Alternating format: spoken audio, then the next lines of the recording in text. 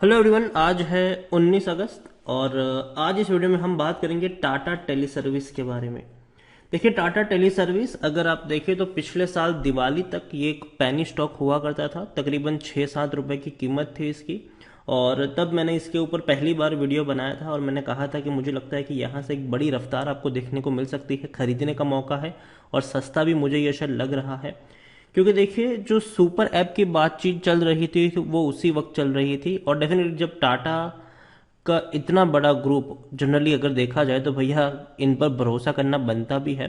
तो जब बातचीत चली थी तभी मैंने कहा था कि लगता है कि ये कंपनी के दिन जो है वो बदलने वाले हैं, खरीदने का मौका है। ये मैंने तब कहा था जब ये शेयर 5-6 रुपए के आसपास ट्रेड कर रहा था। तब से लेकर शेयर ने 50 रुपए तक का भी मुंह देखा, अच्छी खासी तेजी इसने ज़रूर दिखाई है, लेकिन उसके बाद एक बहुत बड़ी गिरावट भी हमें यहाँ पर देखने को मिली है।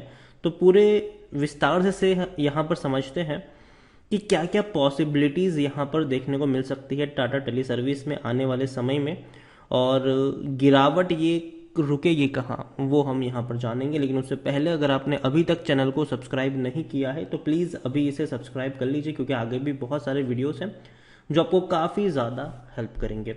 तो टाटा टेली सर्विस 35 रुपये से भी कम कीमत पर यह शेयर पहुंच चुका है पिछले एक महीने में। अगर हम देखें तो एक महीने में आप देखिए, इससे पहले भी 44 रुपीज़ के आसपास था, टूट के शेयर 34 रुपये तक ही आया था जहां पर अभी ट्रेड कर रहा है।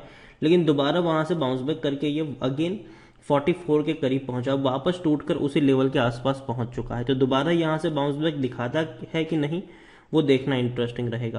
पिछले एक साल में अगर हम देखें तो 875% से भी ज़्यादा का ग्रोथ है।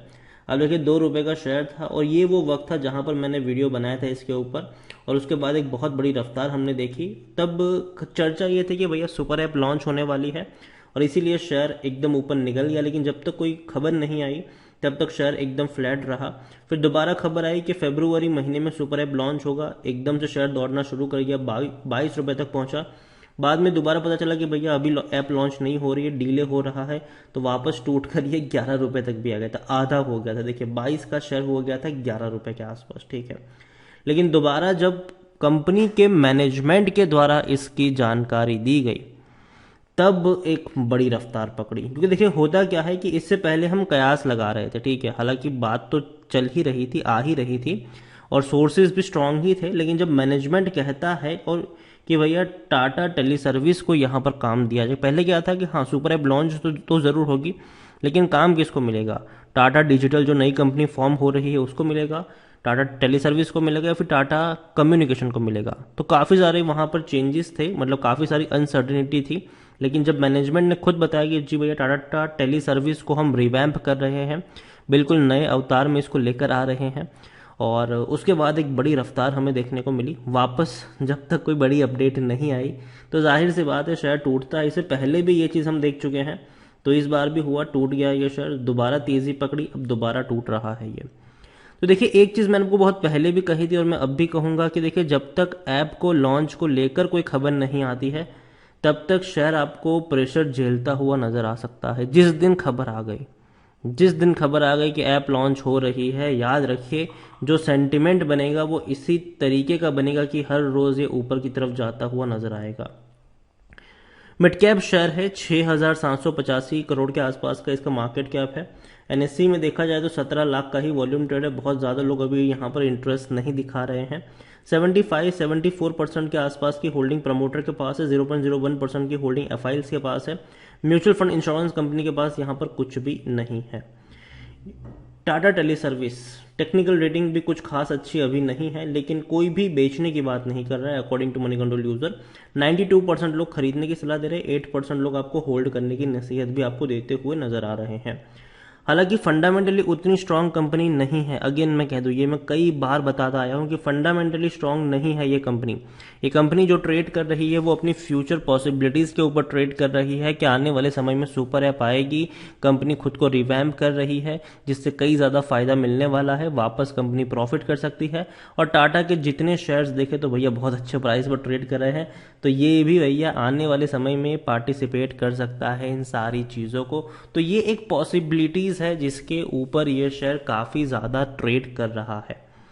तो यहाँ पर टाटा टेली सर्विस की बात करें तो खरीदने का अभी भी सही मौका है, क्योंकि शेयर ओवरबॉट जोन में नहीं है और ना ही कोई रेड फ्लैग्स यहाँ पर नजर आते हैं। 75% की प्रमोटर की होल्डिंग है, बाकी की होल्डिंग रिटेल वालों के पास ही है, जिसमें से रिटेल इन्वेस्टर के पास 14 to 15% की होल्डिंग है, 10 to 11% की होल्डिंग अदर पार्टीज के पास देखने को मिल रही है। और ऐसा नहीं कि रिटेल को शेयर मतलब ज़्यादा खरीदे हैं, सितंबर 2020 से लेकर अब तक जो होल्डिंग है वो उतनी ही रही है। मतलब कोई ऐसी बात नहीं है कि भैया प्रमोटर बेच रहे हो या कोई अदर फंड हाउसेस बेच रहा हो और रिटेल वालों को खरीदा जा रहा हो, ऐसा बिल्कुल भी नहीं है। चीज़ें काफ़ी बेहतर नज़र आ रही है यहाँ पर, ऐसा नहीं है कि कोई सस्पिशियस चीज़ यहाँ पर बिल्कुल भी नज़र नहीं आ रही है। ओवरऑल टाटा टेली सर्विस मुझे लगता है कंपनी बेहतर है, लेकिन अगेन तभी इसमें तेजी देखने को मिलेगी जब भैया कोई नया राग आलापा जाएगा कि सुपर ऐप लॉन्च हो रही है, ये आ रहा है, इसके साथ डील हुई है, यहाँ पर ये होने वाला है।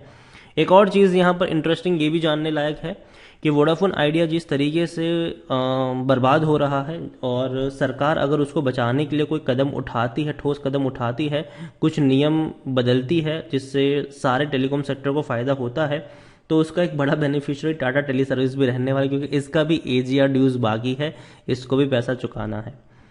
तो देखते हैं कि क्या होता है यहाँ पर। ओवरऑल मैं कहूँगा देखो, पैनिक में आकर बेचने की ज़रूरत नहीं है टाटा टेली सर्विस को।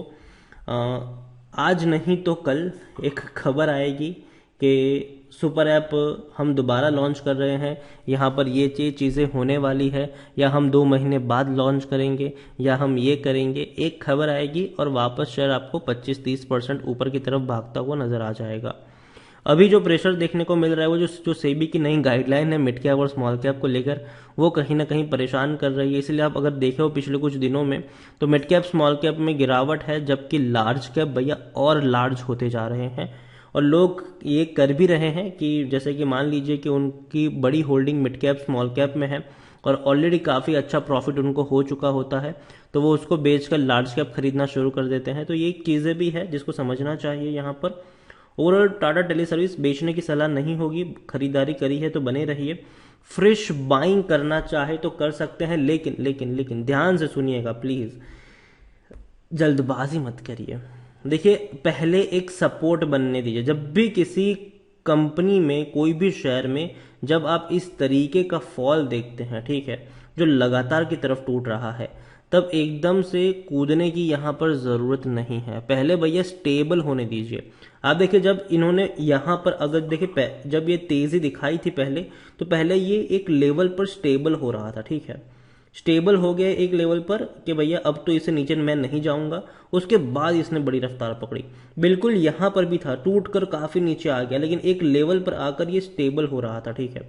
फिर वहाँ से एक तेज़ी इसने पकड़ी और डेफिनेटली मैनेजमेंट के अनाउंसमेंट ने भी यहाँ पर बड़ा रोल अदा किया था।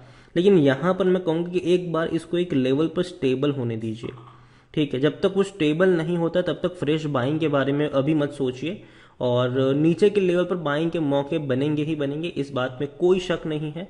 और नज़र रखिए इस कंपनी के ऊपर, बढ़िया कंपनी है।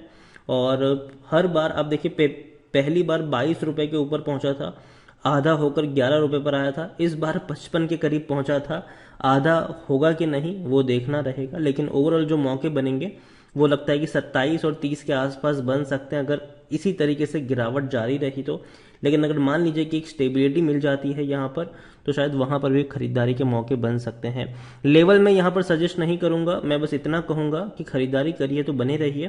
फ्रेश बाइंग के लिए पहले इसका एक सपोर्ट मिलना ज़रूरी है, और जब तक वो सपोर्ट नहीं मिलता है तब तक वेट यहाँ पर आप कर सकते हैं। कंपनी फंडामेंटली अच्छी नहीं है, लेकिन जिस तरीके का फ्यूचर इसके लिए प्रिडिक्ट किया जा रहा है वो बहुत ही शानदार है।